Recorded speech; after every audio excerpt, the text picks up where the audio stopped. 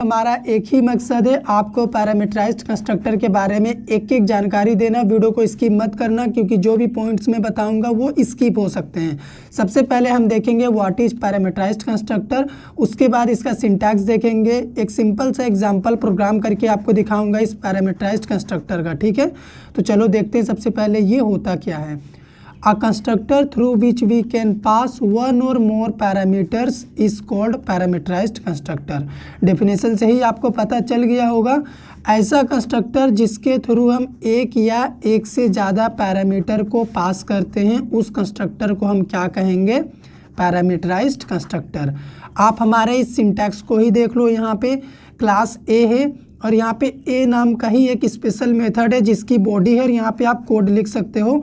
तो जो भी मेथड क्लास के नेम का जैसा ही होता है और उसके अंदर से अगर आप कुछ आर्ग्यूमेंट यानी पैरामीटर पास कर रहे हो, जैसे यहाँ पे इंट और स्ट्रिंग टाइप का मैं दो पैरामीटर पास कर रहा हूँ, तो इस तरह के स्पेशल मेथड को और स्पेशल कंस्ट्रक्टर को हम क्या कहते हैं, हम कहते हैं पैरामीटराइज्ड कंस्ट्रक्टर, जैसा कि मैंने आपको थ्योरी में ही डिस्कस कर दिया।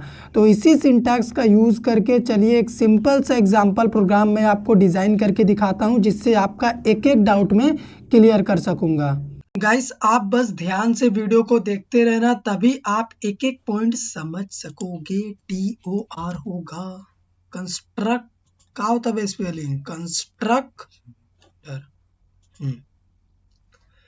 गाइस आप बस वीडियो को हमारे ध्यान से देखते रहिए, तभी मैं जो आपको यहाँ पे प्रोग्राम में समझाऊंगा वो आपको समझ में आएगा, नहीं तो आपको कुछ समझ में आने वाला नहीं है।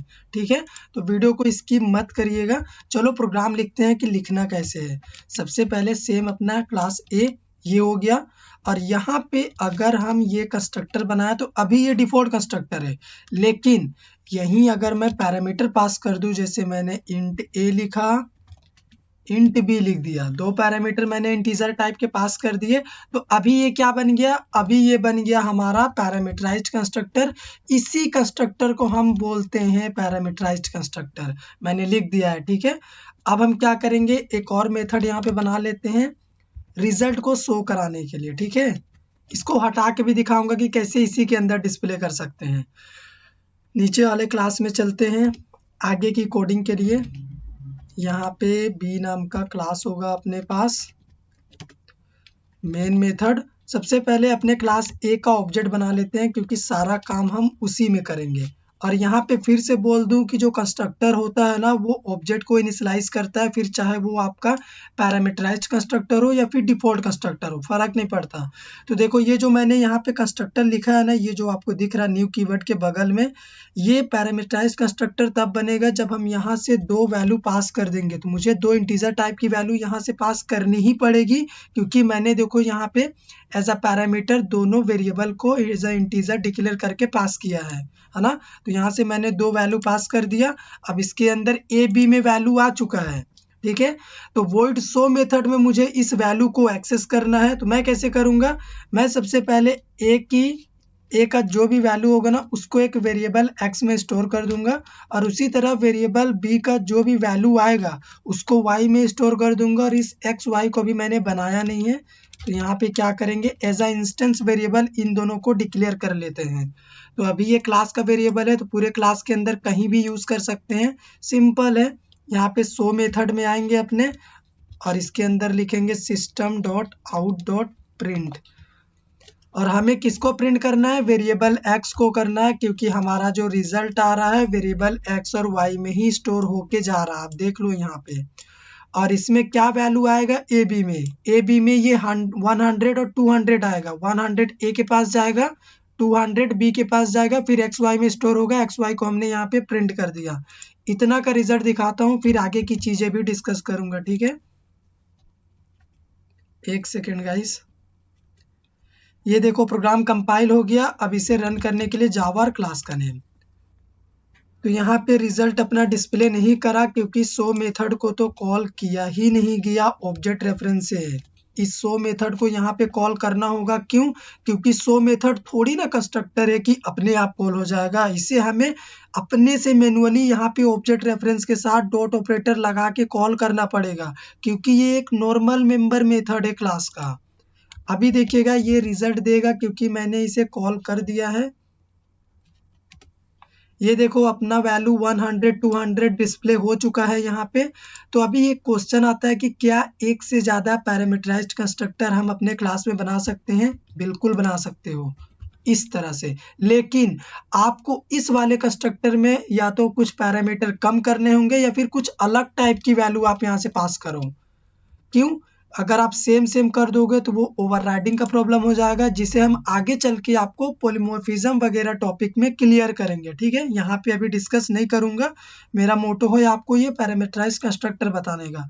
तो पैरामीटराइज्ड कंस्ट्रक्टर को पहचानने का सबसे पहला तरीका होता है कि यहाँ पे आपको पैरामीटर दिखेगा, और सेकंड ये कि जो भी आपका पैरामीटर में आप वेरिएबल पास करोगे ना, उसका टाइप प्रिमिटिव डेटा टाइप होगा।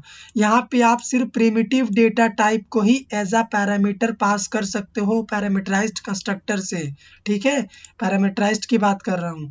तो ये देखो 2 कंस्ट्रक्टर हो गए हैं। इन दोनों के रिजल्ट को भी मुझे मान लो डिस्प्ले करना है, तो मैं क्या करूँगा, यहीं पे इनको डिस्प्ले कर दूंगा। इनमें कोई रिस्क नहीं लूंगा मैं। ठीक है, system dot out dot print लिख रहा हूँ। ये आपको दिखाने के लिए मैं यहाँ पे प्रिंट कर रहा हूँ। ए को ही करूँगा, बीच में स्पेस आएगा अपना, उसके बाद बी को करूँगा। तो इस पैरामीटराइज्ड कंस्ट्रक्टर के लिए मैंने अभी तो ऑब्जेक्ट बनाया नहीं है, और साथ ही साथ कंस्ट्रक्टर भी नहीं बनाया है। तो मैं क्या करूँगा, फिर क्लास ए लिखूंगा, ऑब्जेक्ट रेफरेंस का वेरिएबल का नेम ref न्यू, और इस वाले पैरामीटराइज्ड कंस्ट्रक्टर में एक इंटीजर वैल्यू मैं 10 दूंगा। और सेकंड पैरामीटर देखो यहाँ पे स्ट्रिंग है, मतलब मुझे एक स्ट्रिंग वैल्यू पास करना होगा। तो कैसे करेंगे, सिंपल है, डबल कोट्स में आप लिख दो, हो गया। और इसका रिजल्ट देखो हम यहीं पे डिस्प्ले कर रहे हैं। ठीक है, आप कर सकते हो ऐसा। अभी देखना दोनों का रिजल्ट आपको शो होगा। ये देखो गाइस, सबसे पहला आपका ये वाला कंस्ट्रक्टर कॉल हुआ है जो हमने सेकेंड टाइम में बनाया था, क्योंकि हमने इसमें ये शो मेथड देखो ना, इस सेकेंड वाले पैरामीटराइज्ड कंस्ट्रक्टर के नीचे है। तो जब ये नीचे है तो ये बाद में ही ना कॉल होगा। और यहाँ पे भी हमने देखो यहाँ पे नीचे में कॉल किया है। अगर मैं इसको यहाँ पे कॉल कर दूं ना, तो अभी सबसे पहले इसका रिजल्ट आएगा। इसे छोटा कर देता हूँ, आप देख सको। ठीक है, अभी देखिएगा 100 200 पहले आएगा और सेकंड वाले का रिजल्ट बाद में आएगा। यहाँ पे ln लगा देते हैं, अलग अलग लाइन में रिजल्ट चाहिए मुझे। एक सेकेंड,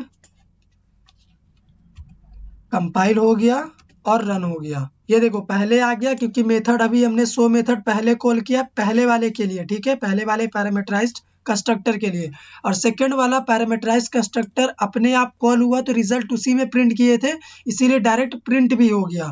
तो पैरामीटराइज्ड कंस्ट्रक्टर का यही सिंपल सा एग्जांपल प्रोग्राम था जो मुझे आपको देना था, बताना था और समझाना था। वीडियो पसंद आया हो लाइक करो, शेयर करो, चैनल पे नए हैं चैनल को सब्सक्राइब कर दो। ये वाली जो प्लेलिस्ट आपको दिख रही है इसको क्लिक करके कंप्लीट कोर जावा कोर्स पूरा कर लो।